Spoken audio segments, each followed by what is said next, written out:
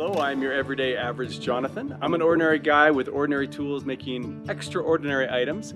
Speaking of extraordinary items, this week I'm going to make something whose actual name I probably shouldn't put in the title of this video, but I can describe it for you here. I'm going to make an ACME Kaboom contraption, a Wile-E-Coyote Kaboom orb. But before we go a step farther, this item is going to be fake, inert, inoperable, make-believe, pretend, unusable, just for fun. It is going to be a whimsical cartoon, sparkle kabam, tick-tock boom, explodoodle, blastinator, Fizzpop device. It is going to be a mock-up Acme cartoon. You know what, we all know what I'm talking about. It's those round orb black balls with a little fuse hanging out of it that has Acme written on the side and maybe has a skull and crossbones or TNT stenciled on the other side. Well, we're gonna make one of those in the form of just a paperweight, something that looks completely the part of the cartoon characters, Wile-E-Coyote running around with something in his hand, or Yosemite Sam.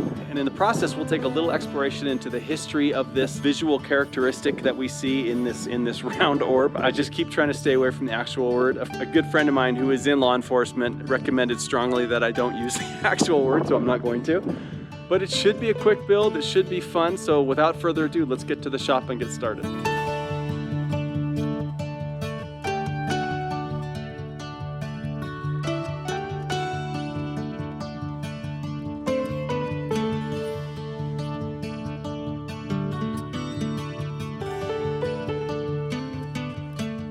We've all seen the iconic stylization of the ACME Explodoodle gadget. We've seen them in cartoons, comics, news caricatures, TVs, movies, and more.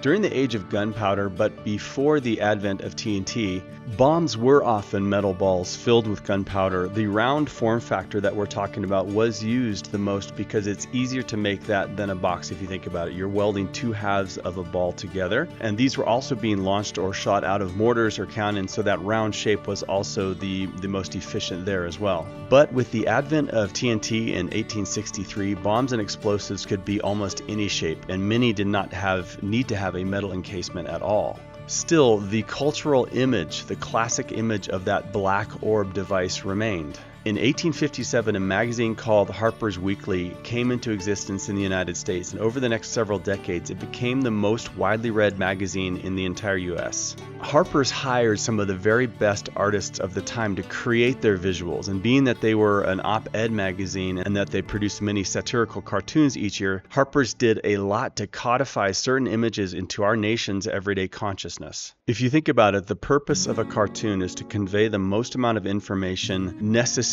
for a particular narrative in a limited space. Keeping the iconic image of that round black ball in reference to an explosive or a bomb just makes a ton of sense. So magazines like Harper's across the world became very good at using certain things that would capture that very efficiently and carry that narrative on. Even after the classic black orb had long since stopped being an actual thing, the image of it has remained. Even to this day, the image is being used in our everyday world. We all know what it stands for without any second glance. Here, in fact, is an image of Benjamin Netanyahu from this past month, in fact, talking about Iran's nuclear capabilities. It has since become many things. It's a caricature, yes. It's an anachronism, yes. It's a metaphor as well. Like many of us, my familiarity with this particular object came into being through cartoons. As a child, I would watch Bugs Bunny, Wile-E-Coyote, Yosemite Sam, and many other characters toss these fictitious black balls through the air at each other, and then a string of silly words that you've heard me say already would come out of that.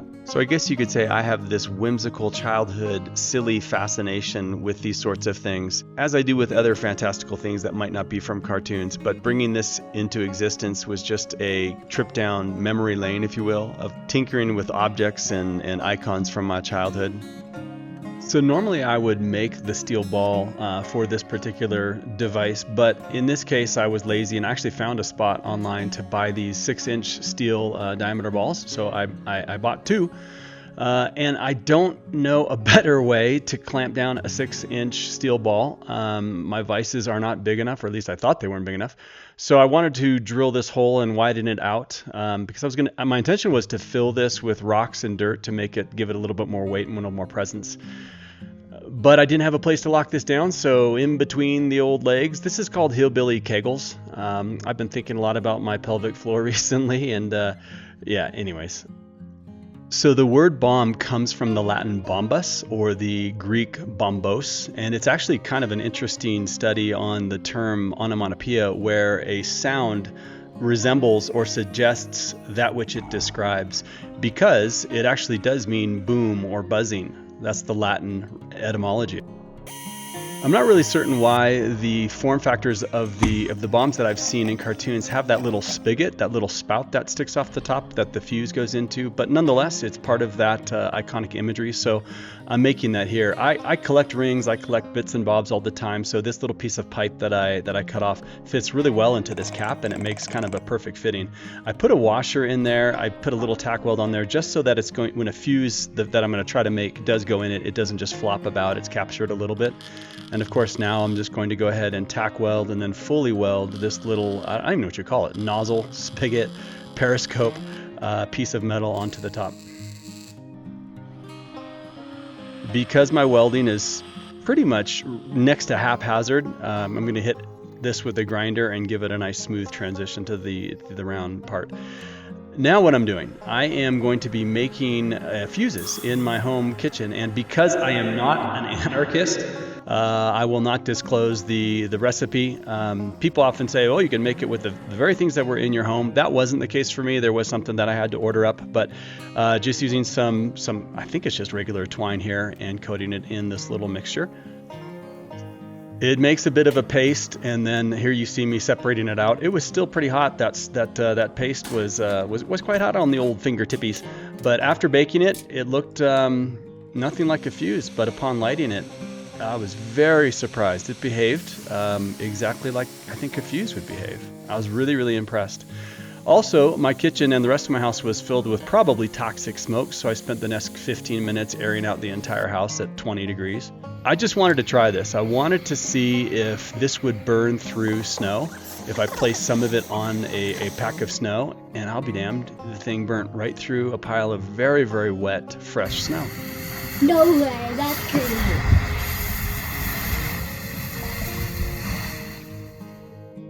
Growing up, my father was a bit of a mad scientist, so we often had these quirky home experiments, so it was great to finally share this with my daughters. Oh my god, it just went through the snow, that's crazy.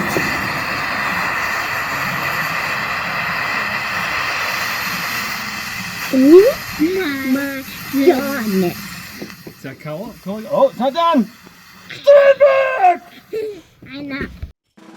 I think what my youngest daughter was trying to say just then was that she's not scared. The foolish thing with her daddy around and fire, she should be very scared. She'll learn that though.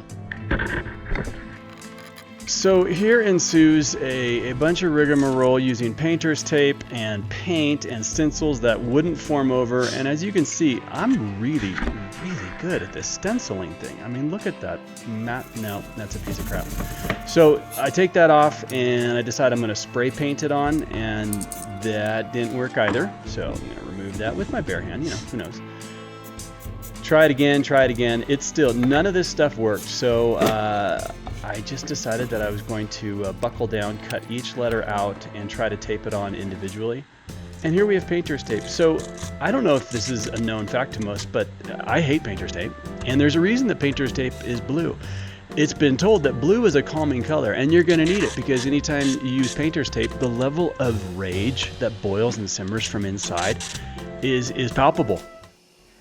Either way, I am positively, admittedly, the worst person when it comes to several things. Staining things, painting things, and gluing things. I'm just dreadful at it all. So I hope this works. I have every suspicion that it is not going to work. But it's also 27 degrees in my shop, which is not ideal for paint drying. So I put a heater on it and set up this skull and crossbones, gave it a little blast or two of paint, and we'll come back in a couple hours just to see if it took. And in all honesty, I'm actually kind of surprised. They took pretty well. I'm gonna have to touch up some of the black paint there, but that's okay. The lettering took pretty well. I will let it dry overnight, then come back in and hit it up. And for some reason, I just wanted to light the explodey caboodle device in my hand and just get a feel for what it looks like, how it feels. It was pretty cool, but then I needed to obviously set it down, put out the fuse, which was easy. But what I am gonna do here, I'm melting some wax on the stove, and I'm putting some just regular hemp cord in there, getting it melted up, and that's going to be the fuse that I leave in it, and it's going to sit on my shelf with that fuse partially burned, looking like a nice paperweight.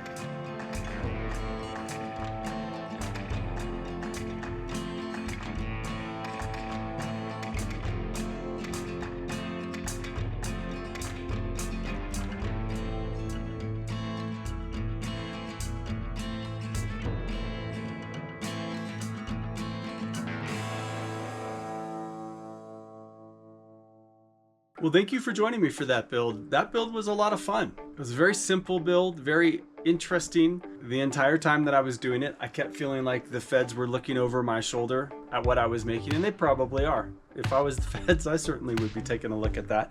But if you're a fed and you're listening, I'm not an anarchist. And you can come raid my house and my shop at any time. I'll take you on a tour, in fact. That said, here are the things that I learned from that build. First and foremost, being that I'm not an anarchist, I'm not much of a home chemist either. I know I say this a lot in my builds about slowing down and taking the time to think things through. It's not my strong suit. I tend to think things are just gonna fall into place as I go about them. But especially when it comes to chemistry and that sort of thing, I probably should make better preparations when I'm playing with fire and potentially toxic chemicals. More likely than that, I'm probably just not gonna do much more playing around with chemistry in my kitchen. I now have to be concerned about the dishes and the bowls and the plates and the pans that I've used for such experiments, and even though I've cleaned them thoroughly, cooking on them for my daughters gives me a bit of pause. That said, I'm not gonna lie, seeing those fuses do what they were supposed to do and be fuses, looking at that was super fun. I enjoyed that aspect of being a mad chemist, and my high school chemistry teacher, who I was a bit of a nightmare to, was probably out there grinning somewhere,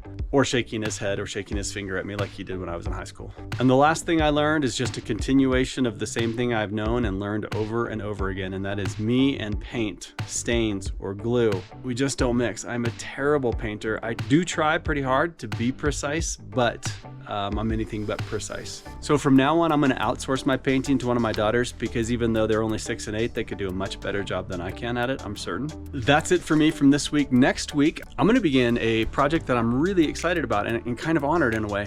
A friend of mine saw one of the builds I did where I made a Roman pilum, a Roman throwing spear. And she made the comment to me of how much she would like to teach her young daughter how to throw a spear. So she doesn't know this, but I'm gonna make her and her daughter a throwing spear, not a full-size throwing spear, but one that they can both handle and learn how to throw a spear on at a target. Honestly, I don't think there's much of a better gift that I could make for somebody and for their daughter. I love the idea of it. It's kind of how I grew up, throwing rocks at things that I shouldn't, breaking things, making weapons and armor, and all sorts of things that I probably shouldn't have done, but are a treasured part of my childhood. So if I can pass that on at all, I'm very excited to do that. So until then, thank you for joining me. God bless and have a great week.